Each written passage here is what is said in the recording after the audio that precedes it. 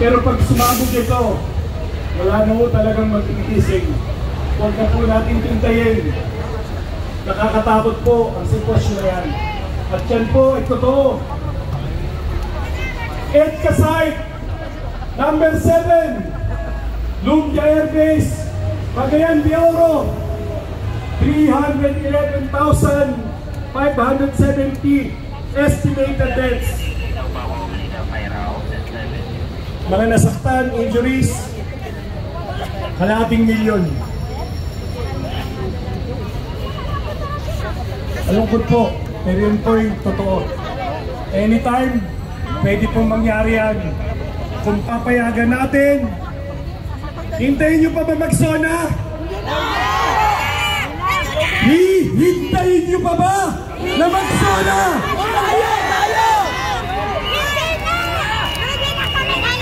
EDCA site number 8, Antonio Bautista Air Base, Puerto Princesa. Napakagandang lugar. 154,000 deaths, 35,000 injuries. At yung nasa dulo na base militar ng EDCA dahil sa proxy war, Barabac Island, EDCA number 9, detonate! Sound effect.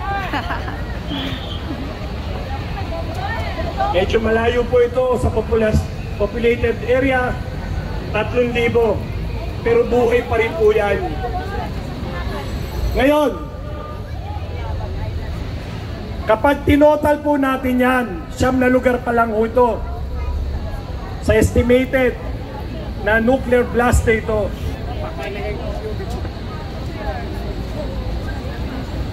Ito po,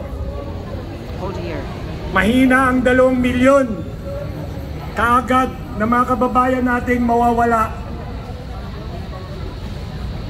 At halos 4 na milyon ang mga sugatan. Walang ospital, walang kalsada, walang tubig na maiinom, walang gamot. Paano ang mga maliligtas na ito? Ang epekto ng radiation kapag pumutok po ang mga bomba na ito, 1 taon na ang araw ay hindi natin masisilayan. Pero ang masaklap, hindi po siya 9 na base militar ng EDCA. Sabi na kanyang kapatid, 25. Ano po ibig sabihin yan? May tinatago pa ho ang palasyo sa atin. At ito pa po, sa darating na July 30, ilagay nyo na po sa inyong kalendaryo, bagong kataksilan sa ating mga Pilipino. Makikipagkasundo muli ang gobyerno ito at sa gobyerno ng Estados Unidos sa bagong kontrata na ang tawag ay 2+2 Military Intelligence Agreement na gagawin doon sa Taguig BGC Shangri-La Hotel. Darating ang dating hepe ng Central Intelligence Agency at ang hepe ng Department of National Defense ng Amerika.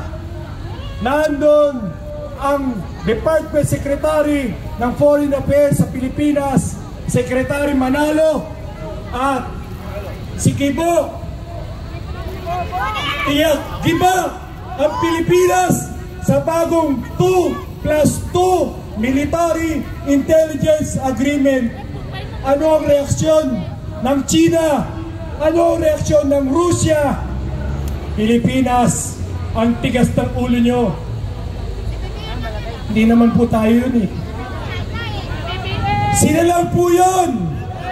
Konti lang sila.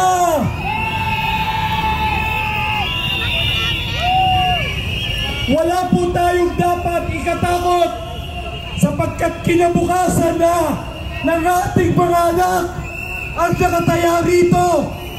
Hindi po ito simpleng posisyon sa gobyerno.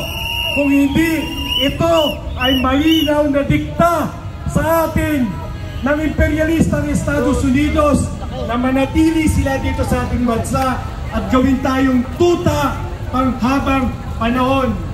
Mabuhay ang Pilipinas!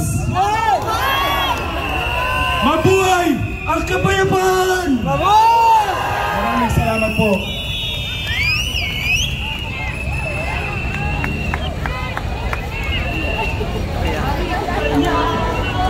Hello.